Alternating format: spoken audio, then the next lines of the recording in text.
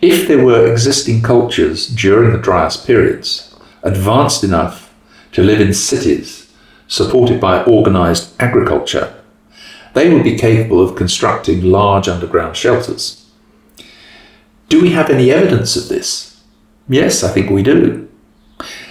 There have been many excited tales of huge hidden spaces under the pyramids and under the Sphinx. I'll touch on these where there seems to be tangible evidence, but there are a number of large subterranean constructions from antiquity for which we have no reliable dating so far. This area of Cappadocia is a spectacular landscape above ground and spread beneath an area of around 250 square kilometres lie more than 200 underground villages and cities, complete with connecting tunnels. The Longyou caves in Zhejiang province in China. The team discovered numerous extensive hand-dug caves under the water of the town's ponds. Good day everybody, this is episode 11 of the Quintology Files. This is the dig episode. We've talked about the catastrophic meteor effects that have occurred around the period 17,000 BC to 9,000 BC. Any survivors would recount in oral tradition their experiences and probably create an atmosphere of fear that a wrathful god would visit devastation upon them from the skies. Probably natural reaction will be to try and hide. So leaders would say, right, we have to dig out underground places in which we can survive any future wrath of God that might be visited upon us. So you think ancient men built protection underground for meteors? Well, faced with a history, which may have been oral, telling of repeated catastrophes coming from the sky, the obvious preventative action would be to construct underground shelters. If there were existing cultures during the Dryas Periods, advanced enough to live in cities supported by organised agriculture, they would be capable of constructing large underground shelters. Do we have any evidence of this? Yes, I think we do. There have been many excited tales of huge hidden spaces under the pyramids and under the Sphinx. I'll touch on these where there seems to be tangible evidence, but there are a number of large subterranean constructions from antiquity for which we have no reliable dating so far. Dynastic Egypt certainly produced subterranean vaults beneath many temples. Some suggest great age and construction skills incompatible with dynastic Egypt. Let's look at three of these. The Egyptian labyrinth at Hawara, the subterranean spaces beneath the Sphinx, and the oldest vaults at the Serapeum. The Egyptian labyrinth at Hawara. This is located on the south side of the pyramid of Amenemhet III at Hawara. It's about 80 kilometers south of Cairo. It was documented by a number of famous Roman and Greek historians, including Herodotus, Strabo, and Pythagoras. They all reported a huge underground complex that they had visited, comprising around 3,000 rooms, laid out within 12 palaces, with courtyards on 2 subterranean levels. Originally rediscovered by Flinders Petrie late in the 19th century, it was extensively mapped by the Matterhorn expedition in 2008 using ground-penetrating radar. Data from the discovery was published in the scientific journal Marag and in a Columbia University-sponsored YouTube, but soon afterwards, the Secretary of Egypt's Supreme Council for Antiquities, Dr. Zahi Hawass, suspended all disclosure. After some time, the researchers of the Matterhorn expedition decided to share their incredible discoveries with the world by creating a thematic website. But Egyptian officials continue to block all further exploration. Something very bizarre, as quite apart from the benefit to mankind from understanding early civilizations, one might think of the benefits accruing to tourism, and the image of Egypt would trigger the opposite reaction. Crazy. Next, let's look at the much discussed Hall of Records beneath the Sphinx. The Greek historian Herodotus, who lived during the 5th century BC, referred to there being access between the pores of the Sphinx to huge chambers, including a Hall of Records, containing details of ancient history and of the construction plans for major projects. Herodotus' description of the subterranean galleries beneath the Sphinx were corroborated by the writings of Iamblichus. He lived AD 250 to 325, so 6 or 7 centuries later. He was a very widely travelled Syrian philosopher. Iamblichus wrote of an entry between the pores of the Sphinx, leading to underground passageways entering into vast chambers beneath the Sphinx and also into the Great Pyramid. Then, nothing more was heard about the subterranean spaces beneath the Sphinx until the 1930s. An Egyptian archaeologist, Salim Hassan, deputy of the Egyptian Antiquities Service, led excavations on the Giza Plateau for a decade, working with an American named Hamilton Wright. Hamilton wrote articles published in London and New York, reporting on the discovery of a huge network of subterranean tunnels with shafts and chambers descending down at least 40 meters. Unfortunately, the work of this team ceased with the outbreak of World War II. Rather weirdly, Edgar Cayce, a famous American clairvoyant who died in 1945, had predicted the discovery of a large underground network of tunnels just a few years previously, in 1932. Cayce went on to predict the discovery of a Hall of Records beneath the pores of the Sphinx, claiming it would be rediscovered in the 1990s and hold information on the origin of mankind and the true history of Atlantis. That didn't happen, but it provided red meat to conspiracy theorists who have made lots of videos claiming discoveries made by ground-penetrating radar, etc. Indeed, in actions almost designed to fuel conspiracy theorists, our Dr. Zahi Hawass, previously in charge of access to all Egyptian historical sites, seemed to respond to the breathless YouTubes by commencing excavations himself, right next to the Sphinx. Soon he announced the discovery of shafts and tunnels and released a short video teasing about what may be found below. Equally suddenly, he then announced that work was terminated and gave no explanation, but 4 access points on the top and around the Sphinx were cemented over. These actions defy rational explanation. What is the perceived risk? Either nothing is found that changes the conventional explanations of Egyptian history, and Dr. Hawass may feel vindicated, or he could be celebrated for all time as the hero who discovered Egypt's history is far greater than currently believed.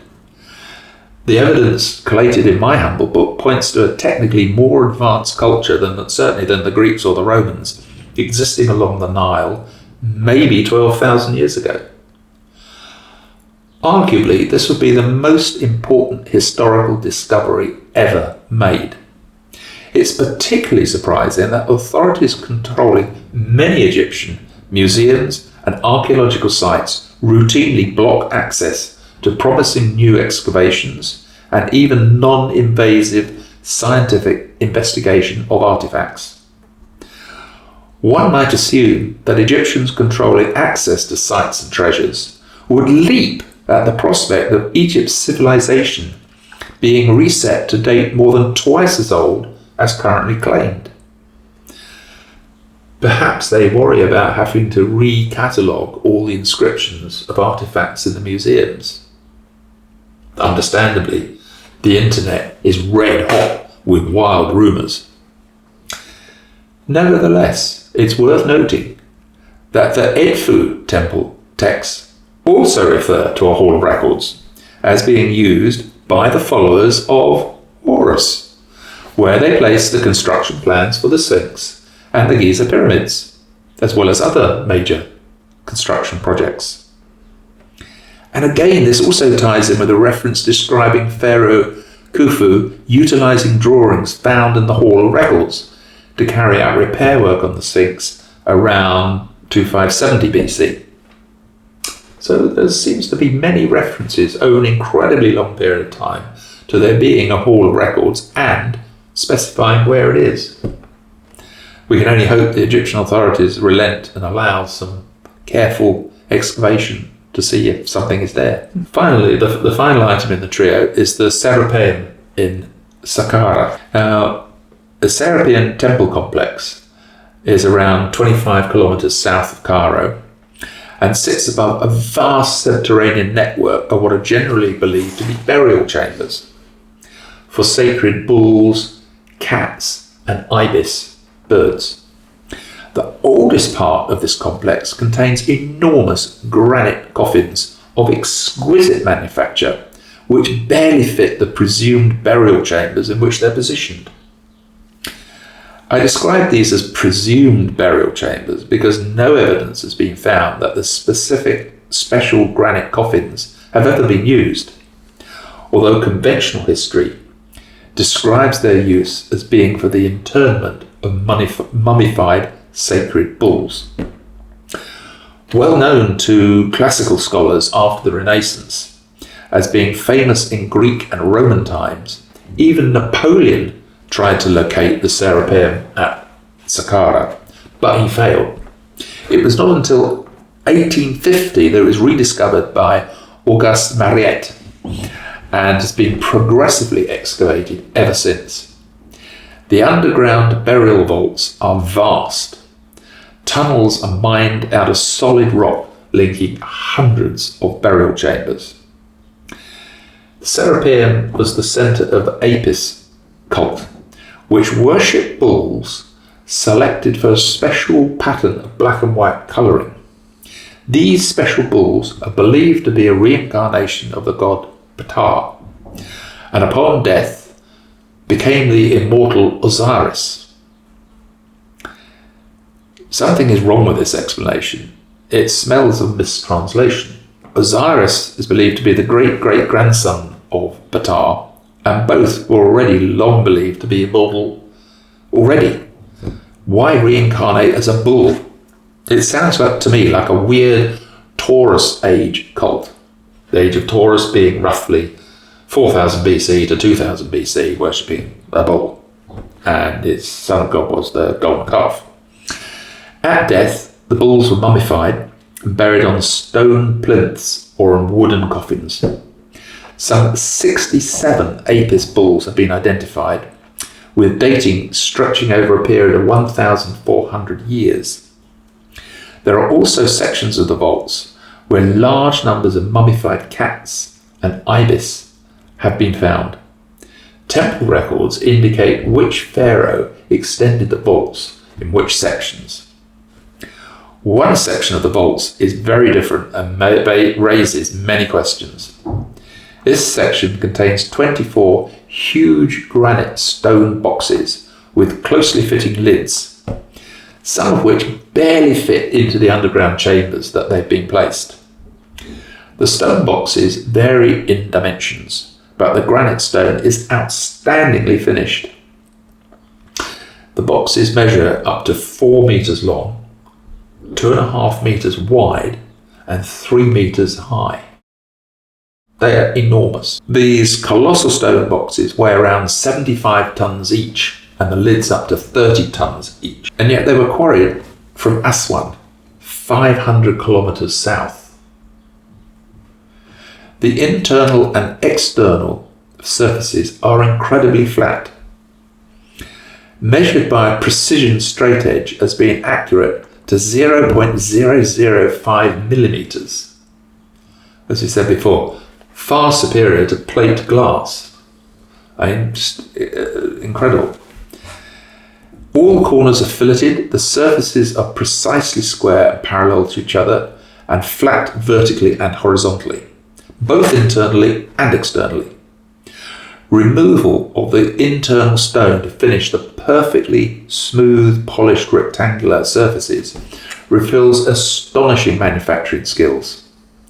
The weight of the stones quarried must have been between 600 and 800 tons each as a solid block of granite prior to their being hollowed out.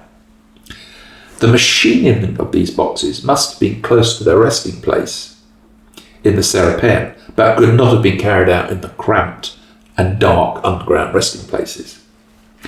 The clearance for some of these boxes in their burial chambers is less than 30 centimetres. I mean, it's a big puzzle how these enormous stone boxes were manoeuvred into these spaces, these underground burial chambers. What were the boxes for? They appear, and eventually we claim that they're coffins.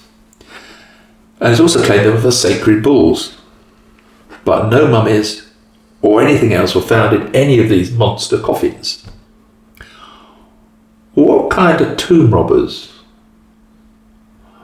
would steal mummified bulls?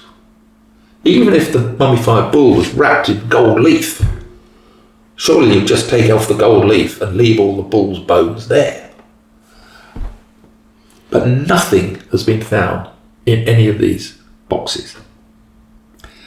Also, why would, say, even sacred bulls get these amazing quality stone coffins when even some of the grandest pharaohs were buried in small wooden coffins? There's something that doesn't add up. The resource that must have been committed to manufacturing and placing these gigantic coffins in deep underground chambers seems totally disproportionate. The question raised in my mind is why the ancient Egyptians will put so much effort into constructing these underground facilities. One might assume reasons of durability and safety, but whereas ancient man liked to use caves for shelter from the elements, safety from wild animals, and maybe from other local groups competing for resources, the Egyptian state would not share any of those concerns. So the experience of living through the climatic catastrophes of the Dryas periods may have caused the Egyptians to determine that they needed some underground shelter. But the idea that the Serapeum was created for the mummification of sacred bulls does seem to link it very much to the age of Taurus. At that time, I don't think the Egyptians had the skill to manufacture these gigantic stone boxes.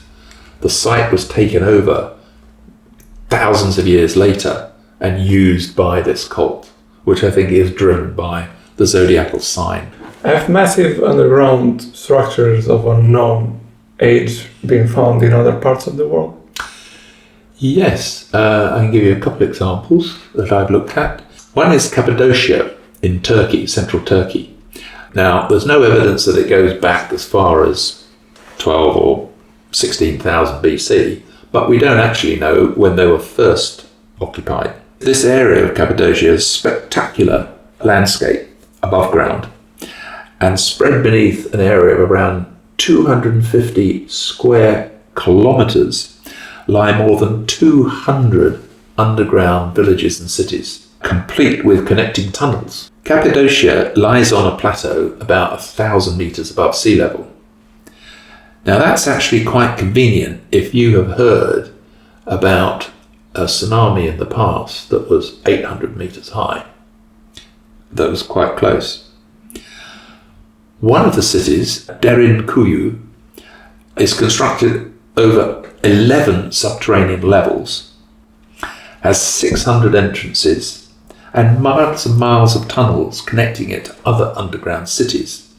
It can accommodate thousands of people.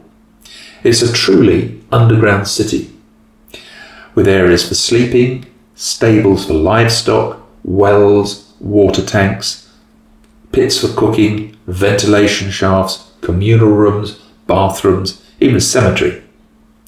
And Derinkuyu is not alone. more than 40 complete underground cities have been discovered in the Cappadocia, many connected to each other via tunnels. How long ago the construction of these underground living spaces started is unknown. Some cite Hittite occupation, which would date it from 2000 BC until 1177 BC. Others date to remains excavated from the modern town of Kolpte, dating from around the 3rd millennium BC.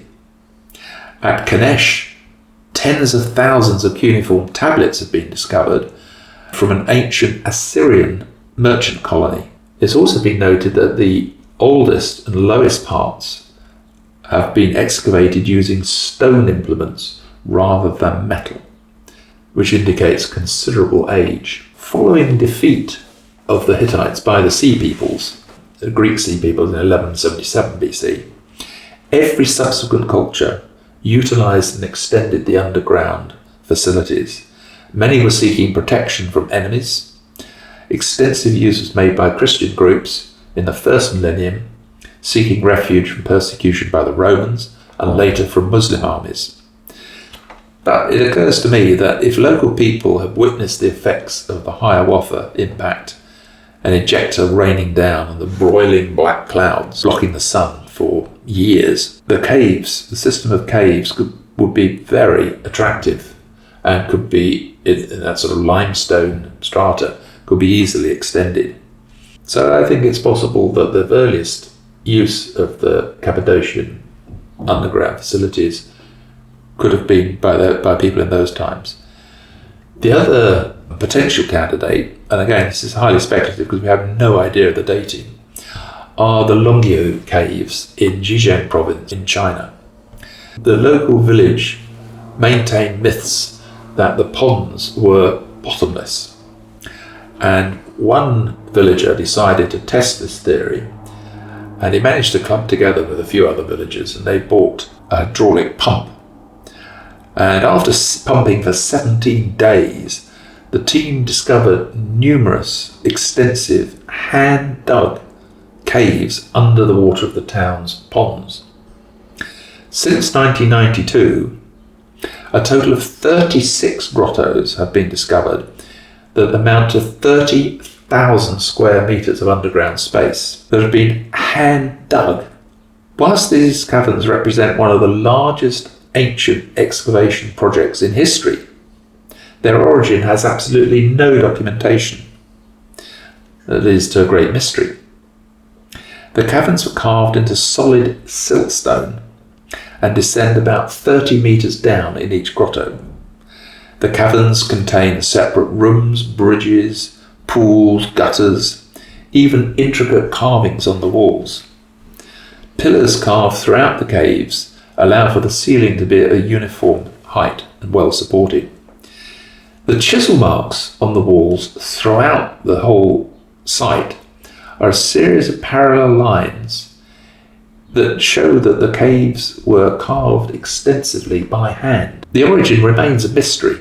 What perplexes experts is the project of this extensive magnitude was never documented. No tools have ever been found on site. Construction on this scale would have involved the emperor and the direction of considerable resources. Hence, the absence of any references is particularly puzzling, considering how good the ancient Chinese were at documenting their activities. Maybe these enormous caverns date back prior to the first emperor. We just don't know. Whilst many of the 36 grottos are virtually identical, there are no interconnections below ground level. Many have been excavated back to back with parallel walls, supporting walls, only 50 centimetres thick. Quite how this was achieved with obviously separate teams digging in the two underground areas in the pitch dark by hand is baffling. The careful hollowing out of these large subterranean spaces with no connection to the mining of special ores is not a normal human activity. These spaces are so huge they must have been used or intended for use as a living space. Survivors of meteor impacts would have very good reason to take precautionary action to enable better survival in the next event or repeat occurrence. That's it for today, folks. Next episode coming up soon. Thank you very much. Please press the like button and subscribe and you'll get a warning of what's coming. Thank you very much.